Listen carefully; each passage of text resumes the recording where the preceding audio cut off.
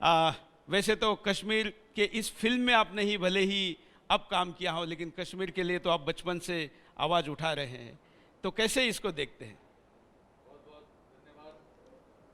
हाँ, ये लीजिए। बहुत बहुत धन्यवाद सुरेश जी, और यहाँ उपस्थित सभी दोस्तों, भाइयों, बहनों, बच्चों। पहले तो आपसे क्षमा प्रार्थी हैं कि कल हम किसी कारणवश आ नहीं सके, बिकॉज़ बहुत जगह जाना था, थोड़ा प्रोग्राम का ठीक तरह से वो नहीं था। लेकिन जिस तरह से आपने मेरा स्वागत किया नीचे, और आपके तो चर्चे मैं सुनता रहता हूँ बचपन से अच्छा लगा कि आप अपने कार्यक्रम से, अपने विचारों से लोगों में देश के प्रति जागरूकता कर रहे हैं। मैं आपके प्रोग्राम वगैरह देखता रहता हूँ, आपके सब बरकरार मुझे वो व्हाट्सएप आते रहते हैं। एक इंसान लगातार इसी धर्रे पर, इसी जोर पर काम करता रहे, वो देश के लिए बहुत बड़ी उपलब्धि की बात है।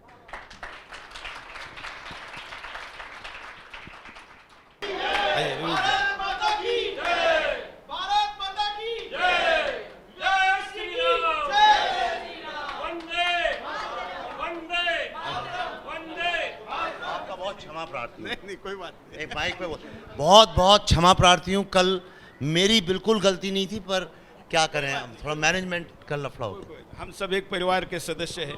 अच्छा, अनुपम जी ने कहा कि सुदर्शन के तेरे 32 साल से लोग बैठे हैं तो थोड़ा सा चलता है। खूब खूब स्वागत है।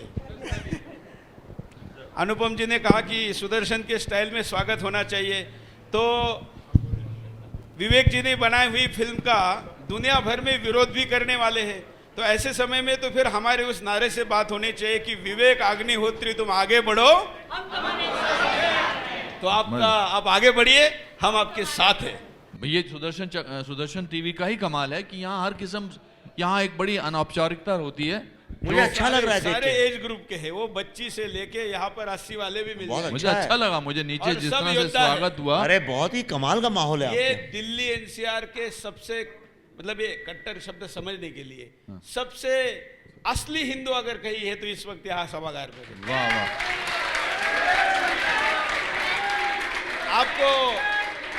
आपको यहाँ का दिल्ली एनसीआर का सबसे बड़ा गौरक्षक भी इसी सभागार में मिलेगा, सबसे बड़े उद्योगपति भी यहाँ पर मिलेंगे, और इतना ही नहीं, यहाँ पुरुषों के अधिकारों को लड़ने वाला भी मिलेगा। फिल्म को 300 केवल स्क्रीन मिली है, ऐसा मुझे पता चला, तो मैंने आपको जब शुरू में, तब मैंने आपको पूछे वगैरह घोषित कर दिया कि अगर कोई ये सारे थिएटर वाले अगर आपको स्क्रीन नहीं दे रहे तो सुदर्शन पर हम इसको फ्री दिखाएंगे, जितना प्रोडक्शन लिए खर्चा आया है सुदर्शन उसको पे करेगा।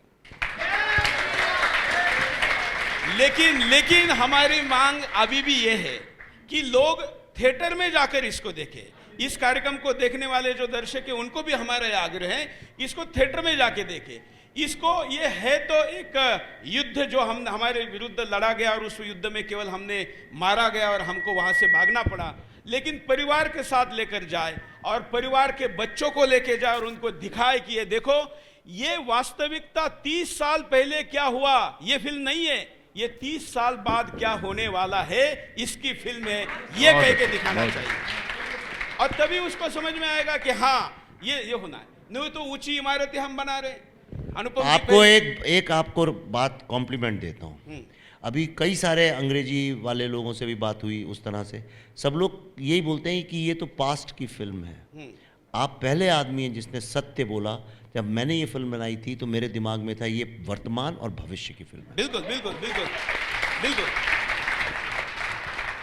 क्योंकि जिन्होंने कश्मीरी हिंदुओं को वहां से निकाला वो कोई केवल कश्मीर में हुआ ऐसा नहीं है, वो आज बंगाल में भी हो रहा है, वो आज केरला में भी हो रहा है, जहां पर भी जनसंख्या का असंतुलन बिगड़ा है वहां सब जगह हो रहा है। तो ये तो गजवा हिंद का नारे का परिणाम है। जैसे मैं हमेशा कहता हूं कि अगर आपको कोई रास्ते में आर्मी वाला मिलता है, जो देश के प्रधानमंत्री भी बोलते हैं, तो उसको एक सल्यूट मार देना चाहिए, वाह, हमेशा।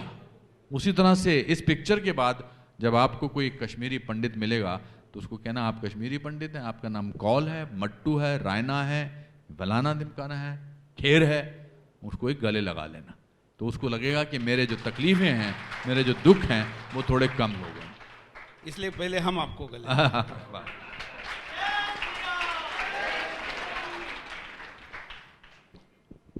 प्रत्यक्ष लोगों तक जाकर ये करना, यही इतना मुश्किल मार्ग क्यों चुना?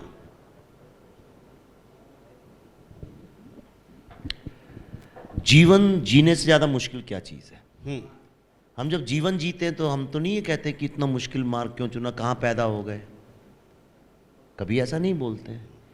और आपके लिए जो चीज़ जीवन बन जाए वो भी बहुत कठिन है। आप जो काम कर रहे हैं आपका जीवन बन गया है वो। मैं यहाँ बैठ रहा हूँ बोलने में, मैं थक रहा हूँ, लेकिन आप नहीं थक रहे हैं। आप पूरी रात बोलते रहेंगे, मुझे पता है आपकी एनर्जी तो भैया विश्व में किसी की नहीं है। माँ महाराज आप महान है एनर्जी के मामले में। तो जब पैशन होता है, हमारे प्रधानमंत्री जी आप मिले भी होंगे, आप उनसे कभी मिलिए, पूरा दिन कहीं लद्दाख, उसका कलकत्ता, कहीं विशाखापट्टनम, फिर दिल्ली, रात को 10 बजे पहुंचे, आप मिलिए, आपको लगेगा जैसे उन आपके अलावा विश्व में कोई उनको कोई चीज एग्जिस्ट ही नहीं करती है ना ऐसा? बिल्कुल। स्वामी विवेकानंद इतनी कम उम्र में देखिए कितना काम किया। मुझे कई बार आश्चर्य होता है, इतनी कम उम्र में इतना काम कैसे कोई कर सकता है? इतना लिखा, इतना बोला, इतना दुनिया में गए।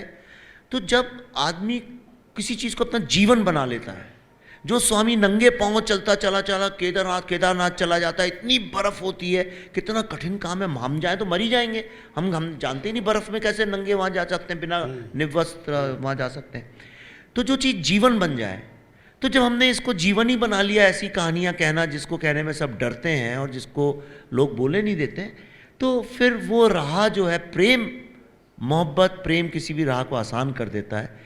देश से प्रेम अगर आप एक बार कर लो, समाज से, अपने लोगों से, तो वो प्रेम हर चीज़ को हल्का कर देता है, दर्द कम कर देता है। जब आप मंच पे आने वाले थे तो हमने प्रश्न पूछा लोगों को विवेक जी को क्या प्रश्न पूछना चाहिए, तो प्रश्नों से ज़्यादा सजेशन थे और 150 से ज़्यादा तो मेरे पास लिस्ट है। हमने कहा था हम मुझ तक पहुँच गई है वो लिस्ट, आप ही ने पब्लिक की है। हाँ, मेरे पास आई है लिस्ट अभी, उसमें कम से कम मैंने पढ़ भी नहीं पाया हूँ, 10 पन्ने की तो लिस्ट है वो कि इन सब्जेक्ट पे विवेक जी फिल्म बनाई है। बिल्कुल।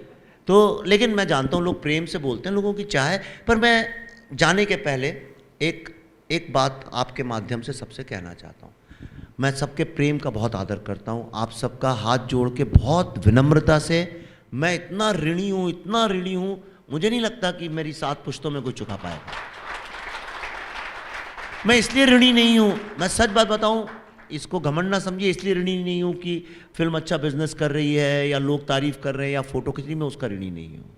वो ठीक है, वो तो आज है, कल नहीं रहने वाला है। यही लोग जो हैं ऊपर जाते हुए जो मिलते हैं वही नीचे आते मिलते हैं। मैं ऋणी इस बात का हूँ कि एक बात जिसको कहने के लिए हमने अपनी जान ताक पे लगाई, उसको हमारा देश आज सुनने के लिए तैयार है। वाह। नेशनलिस्ट सिर्फ वही नहीं होते हैं, मेरे पिताजी फ्रीडम फाइटर्स थे, तो ऐसा नहीं कि वही नेशनलिस्ट हैं। खेर साहब के पिता तो नहीं थे फ्रीडम फाइटर, लेकिन उन्होंने अपनी पूरी जिंदगी ईमानदारी से भारत के प्रजातंत्र की एक व्यवस्था की एक जगह कोई जो भी थी उसमें सच्चाई से काम करते हुए, किसी का दिल ना दुखे, सबको साथ लेके, जिसको देखे मुस्कुराते। मैं उनको जानता हूँ बहुत अच्छे से, पुष्कर नाथ जी उसी पर उनका नाम है। मैं बड़े उनसे ये अंदर से मैं उनसे बात भी करा करता था बाहर बैठ के। किसी का दिल ना दुखे, किसी की भावना आहत ना हो, सबको साथ लेके प्रेम से अपनी बात समझाना, ये भी एक नेशनलिज्म है। देश के लोगों से प्रेम करना, उनको आगे ले जाना, ये भी एक नेशनलिज्म है।